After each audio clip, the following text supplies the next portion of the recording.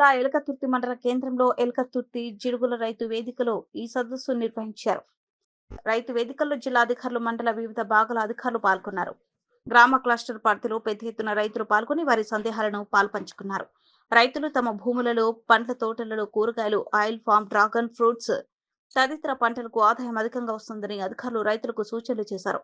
అనంతరం ఆయన మాట్లాడుతూ ఆయిల్ ఫామ్ లో పంట సాగు చేయడానికి ఎకరానికి 4,200 ఇవ్వడంతో పాటు ఫర్టిలైజర్స్ అందిస్తున్నారు. పట్టు పరిశ్రమల ద్వారా ఆదాయం భారీగా ఉంటుందని తెలిపారు. పంటలకు ఇబ్బందులు ఉండవని, పట్టు పురుగులు ప్రారంభమైన తర్వాత నెల రోజుల్లోనే పంట వస్తుందన్నారు.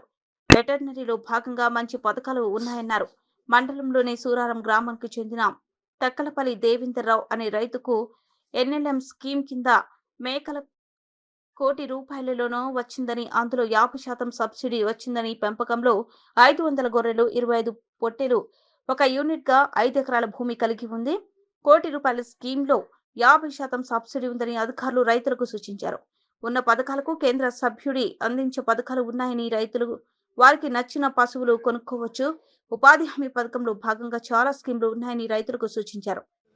గతంలో ఫామ్ హౌస్కే పరిమితమైన ముఖ్యమంత్రి గారు ప్రజాపాలన వచ్చిన తర్వాత కాంగ్రెస్ పార్టీ ముఖ్యమంత్రి విదేశాలకు వెళ్ళి కొన్ని కార్యక్రమాలు తీసుకొస్తుంటే దాన్ని అబాసు పాలు చేయాలని, రాష్ట్ర ప్రయోజనాలకు భంగం కలిగే విధంగా, రాష్ట్రం సంబంధించి ఎప్పుడైనా మనకు ఒక అంశం ఉంటుంది. మనం విదేశాలకు వెళ్ళినప్పుడు కూడా మన దేశం గురించి, మన రాష్ట్రం గురించి ఏం చెడు మాట్లాడద్దు.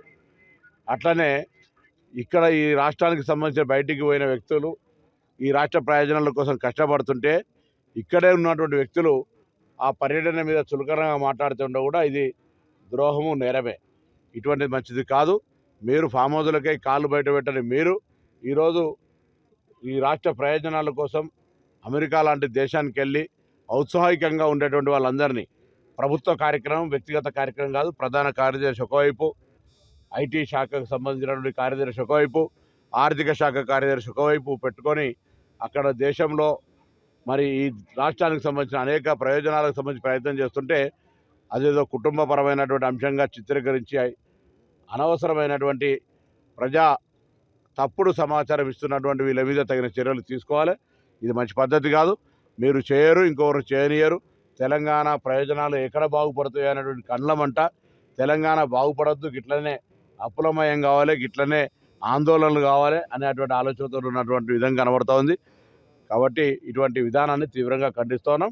మా ప్రభుత్వం తరఫున ముఖ్యమంత్రి గారి ప్రతినిధి బృందం తెలంగాణ ప్రయోజనాలకు అనుగుణంగా అనేక కార్యక్రమాలు ఈ ప్రాంత ప్రజల అభివృద్ధి కొరకు తీసుకొచ్చే విధంగా కార్యక్రమం కొనసాగుతుంది.